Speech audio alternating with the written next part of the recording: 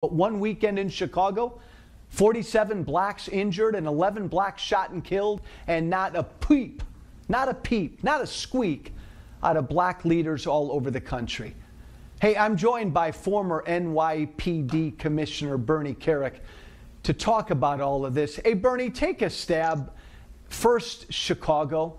I don't know if you saw those numbers, but Father's Day weekend in Chicago, 47 people shot and wounded, 11 people shot and killed, one American city. What's going on?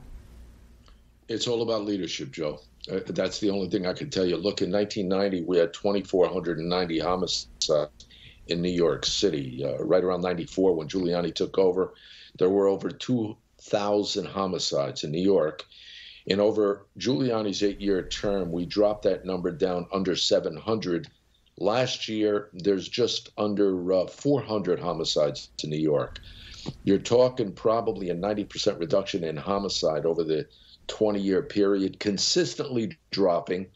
And it's as a result of leadership and programs where they can really address attacking crime. You have Rahm Emanuel in Chicago, who fired the one police commissioner that was really reducing crime. In fact, that guy right now is running for mayor of Chicago, Gary McCarthy. He used to work for me. He's going to now run against Rahm Emanuel. But if they don't change the leadership, these shootings, these deaths are going to continue. Bernie, it's interesting. You're talking about political leadership. You're right. Rahm got rid of Gary McCarthy because Gary McCarthy stood up to him. Is it typical that the police leadership in a city like Chicago generally will do what the mayor wants them to do? Well, listen, Joe, the mayor's the boss. So the cops are going to do what they want. The fortunate thing for me, whether it was the New York City Police Department or prior to that, for 6 years, I ran Rikers Island, the largest jail system in the United States, with about 133,000 admissions per year. And I never had any issues. I didn't have any problems. We reduced inmate-on-inmate violence by the highest numbers in the history of the department. But I did that because the mayor gave me the resources, the manpower, the technology I needed to do the job. If you have a mayor in position that he's not putting the resources into the job, he's not letting the men and women do what they're supposed to do, you're going to have issues, and that's what they have in Chicago.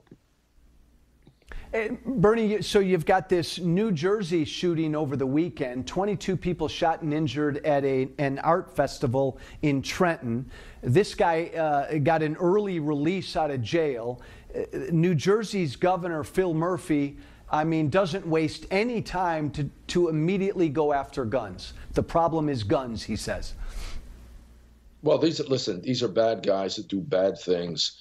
And I can promise you the gun wasn't legal. They didn't go out and purchase it legally. They're not NRA members. Everybody wants to attack the gun issue. That's not what this is about. You have to hold the people accountable that's doing these shootings. And, let's go back to why that guy was released early. We've had 2 or 3 of these just in the past 4 or 5 months in New York State, convicted murderers. One guy killed 2 cops in New York and 1 in San Francisco, and they let him out on parole. I don't get it. I don't know what people are thinking. The bottom line is, personally, and I'm an advocate for criminal justice reform. I think we're putting way too many people in prison. But the people that need to be in prison are people that we are afraid of, and we need to protect society from. And we keep letting these guys out. Why? I don't know. Bernie Kerik, I could listen to you all night. Bernie, thanks so much. Thank you for joining me, my friend. Appreciate it.